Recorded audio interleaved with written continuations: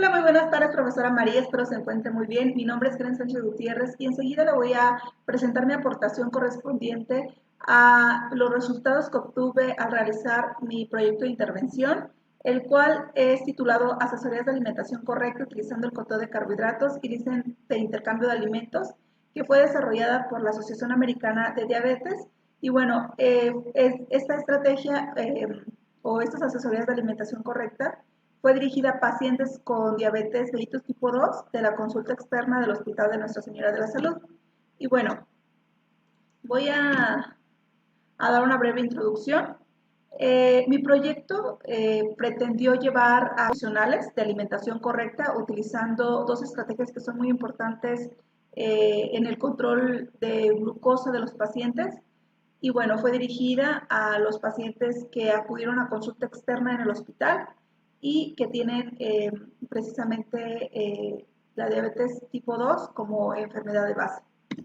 Y bueno, yo decidí realizar estas asesorías porque cuando estuve realizando mis estancias en consulta externa, pude observar que los pacientes cuando les diagnostican la enfermedad, tienen muchas dudas respecto a qué sí comer, a qué no comer y en muchas ocasiones comen con miedo.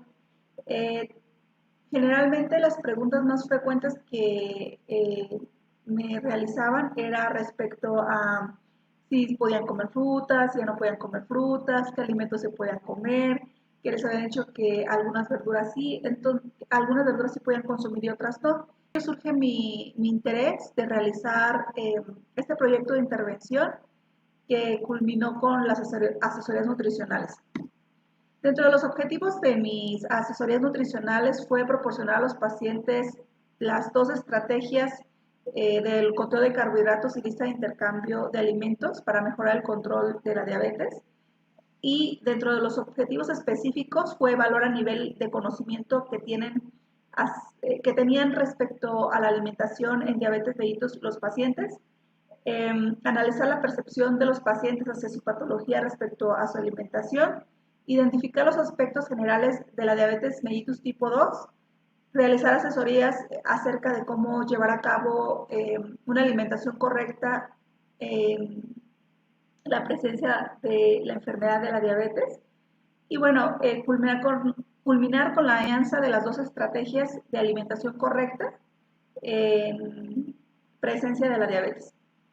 Y bueno, la metodología que se empleó, se utilizaron dos instrumentos de evaluación, uno antes de iniciar las asesorías y otra después de realizar las asesorías.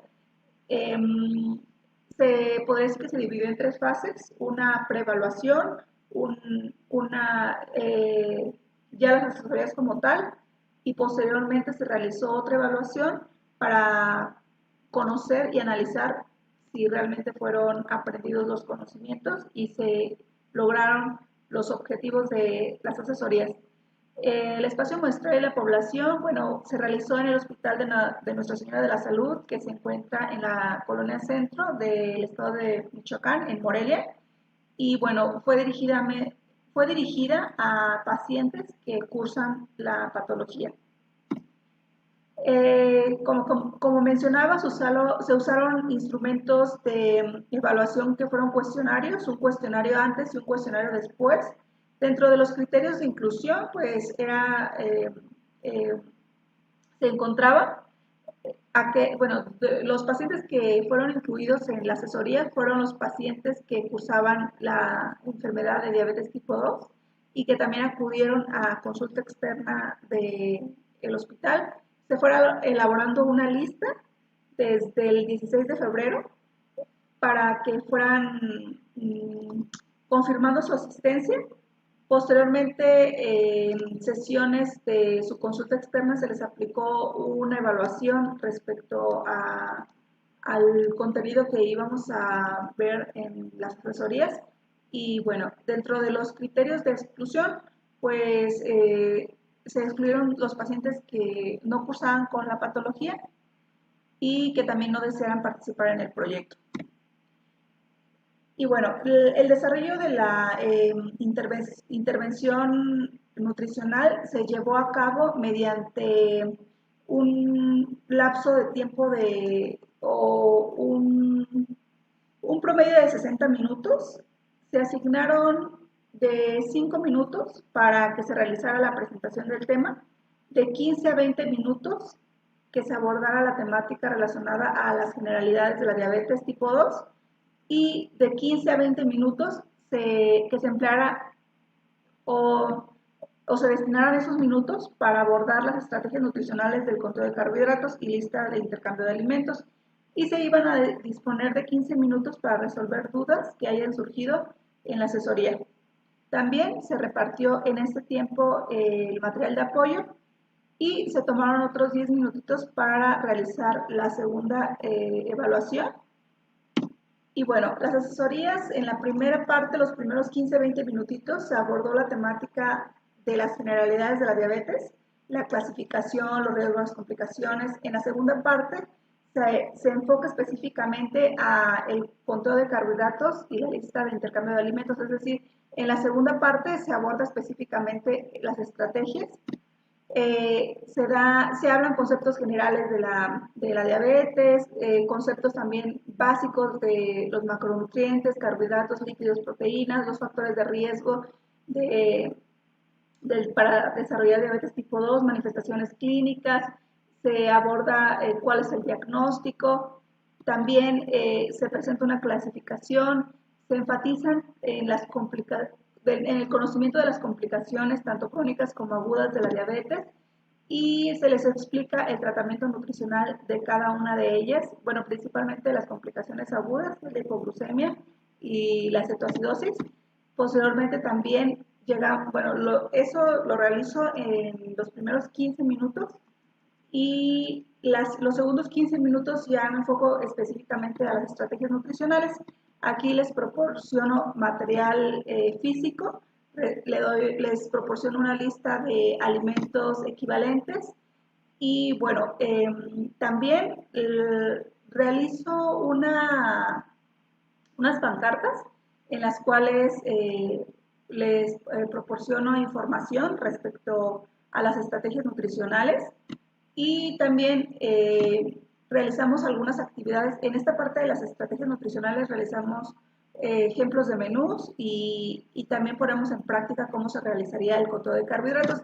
También les proporciono de manera digital y de manera física un compendio de manera resumida la lista de grupos de alimentos equivalentes y también les doy un ejemplo de cómo se realizaría esta estrategia.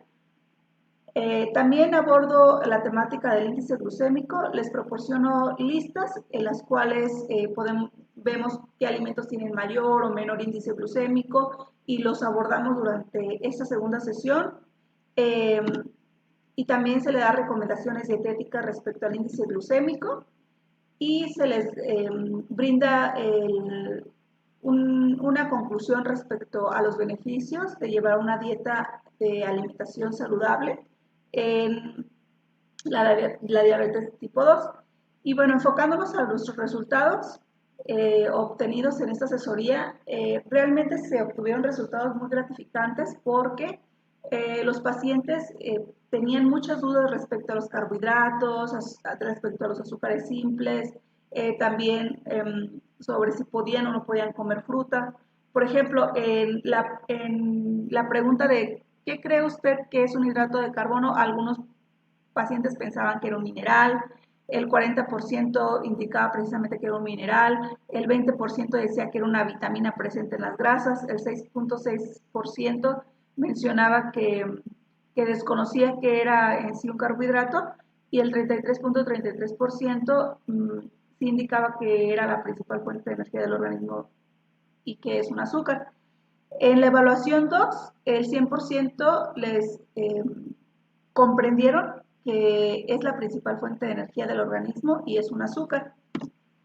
En la interrogante 8 del cuestionario nos mencionaba que cuáles son los alimentos que tienen azúcares o carbohidratos. También aquí tenían dudas de cuáles eran aquellos alimentos que tenían azúcares y carbohidratos.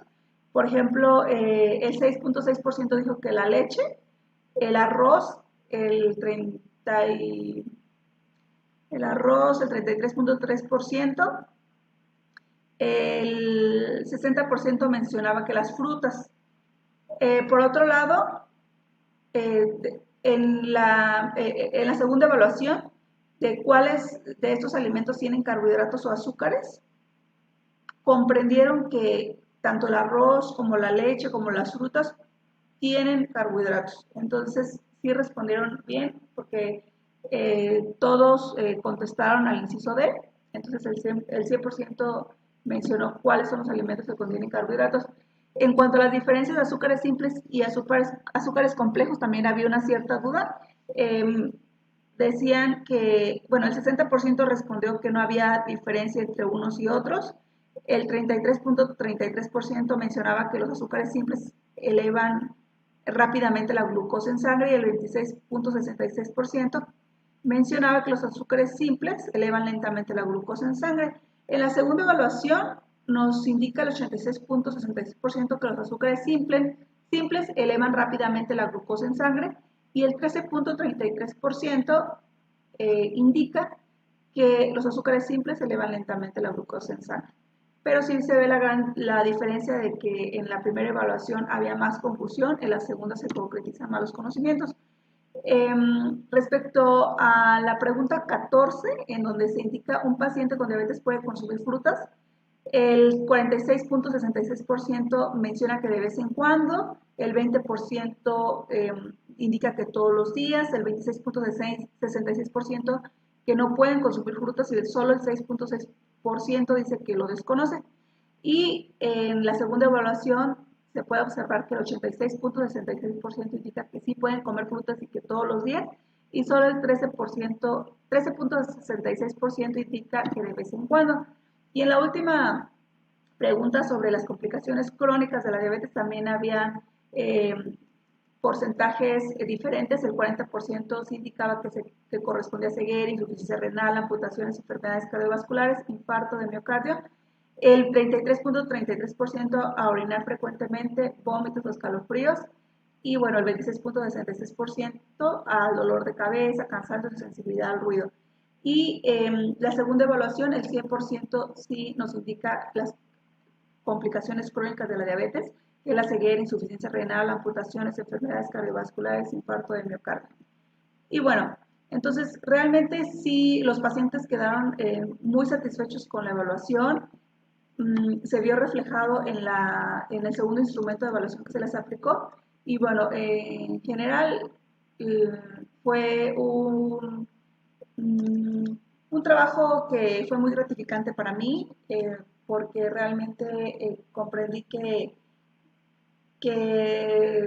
la nutrición o como nutriólogos es bien importante que tomemos en cuenta la parte de la intervención, pero también cuando el paciente ya tiene diagnosticada la patología, entramos en la parte del tratamiento nutricional, pero también en esta parte de proporcionar la información lo más didáctica posible para que el conocimiento técnico lo transformemos en conceptos más simples y que de alguna manera puedan ser entretenido y que puedan ser conceptos digeribles para que de alguna manera el conocimiento tenga valor y sea de utilidad para los pacientes.